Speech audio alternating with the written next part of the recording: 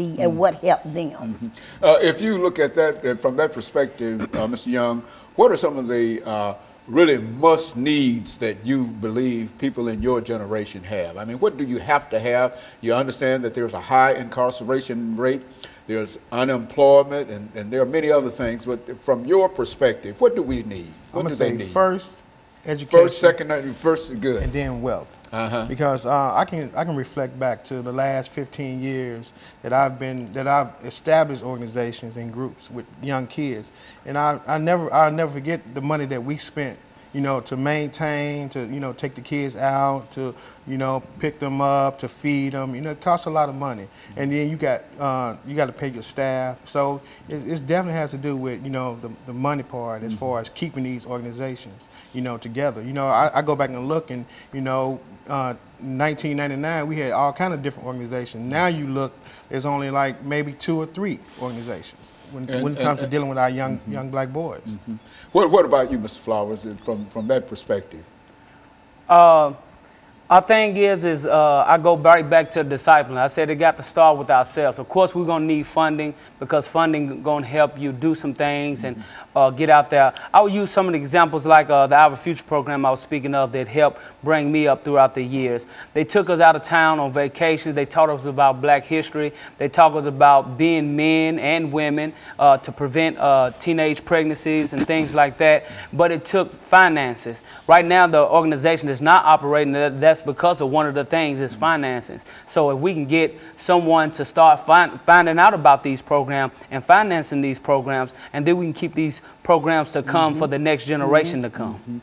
And in a real sense, you think that the local governments and the federal government and individuals ought to be willing to provide the resources. That is, the clients are there. The people who are willing to lead the clients are there, but there's simply not enough financial resources to help you do what you think that you ought to do. Is that what we're saying here, Ms. Greenlee? That's exactly what we're saying. I say it all the time, Dr. Haney, look around us. You know, they're building a whole city here, and I don't blame the people about whoever they is that's building the whole city, but we're not included. You know, me and my brother, we talk all the time, and I listen to the things he be saying, and he be so angry. He said, look at the whole city that's being built around us. We don't have any of the construction jobs. We don't have any tie-ins into what's coming up around us. And then he also made me realize, if I go up and down Buchanan, he'll say it all the time, the only thing we have here is a liquor store, a funeral home, and Buds. But all around us is all kind of other avenues, but it don't belong to us. So they want to know, like, why we not doing it and why we not building anything. Well, number one, we can't get in. Number two, if we had the finances, and I'm going to keep saying it, I mean, you can bring me the Bible.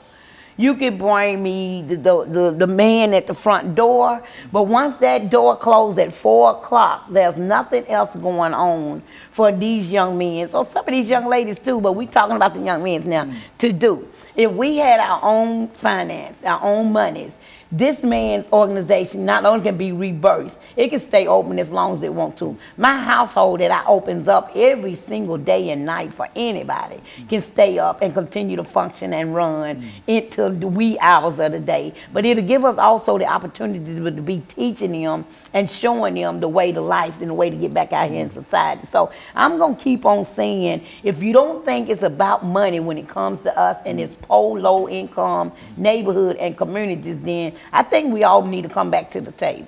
And in a real sense, what we're saying, Mr. Young, is that the absence of any kind of financial resources to help support the things that the two of you are doing also helps create a large number of other social problems. When we talk about incarceration, we talk about violence, gangs, drugs, and etc. All is tied into the fact that there are no structures within our community to help, excuse me, alleviate some of these problems. Is that what we're saying? I definitely agree with that. And another thing that's so valuable, you know, to add on to your point is that, you know, these organizations, you know, like the Our Future, I remember that program, you know, and Calvin Peterson, he ran that program for years and years and years. And I just remember one day he was saying, well, you know, I got to let the program go.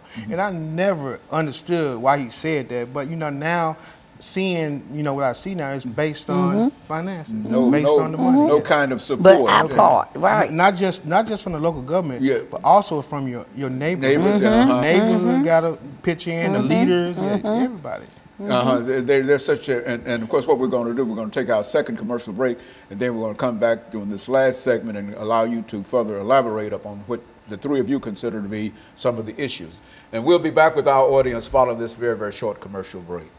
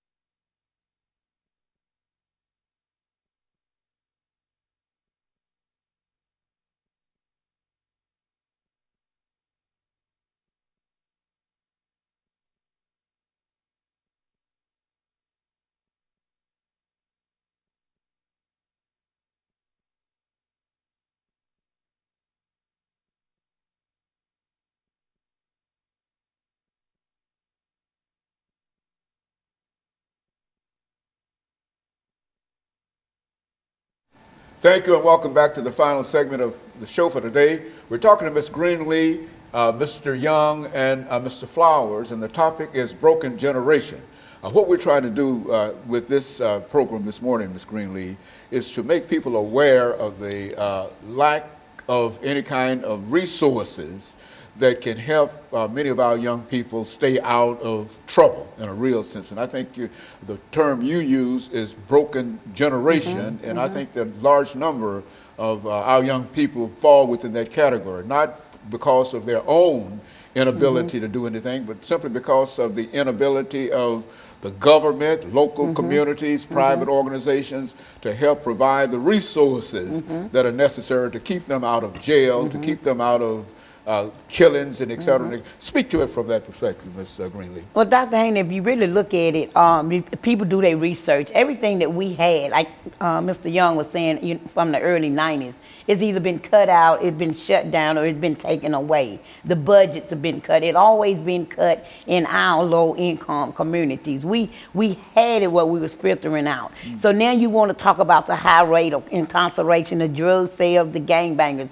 Okay, everybody know my son was murdered by a gang member, but it was not because he was struggling, he couldn't find a job and stuff like that. It was because wouldn't nobody let him in. So if you got people, getting busted selling drugs and stuff like that, you got to think, they trying to work. Everybody don't have a felon. Everybody not going to be able to go to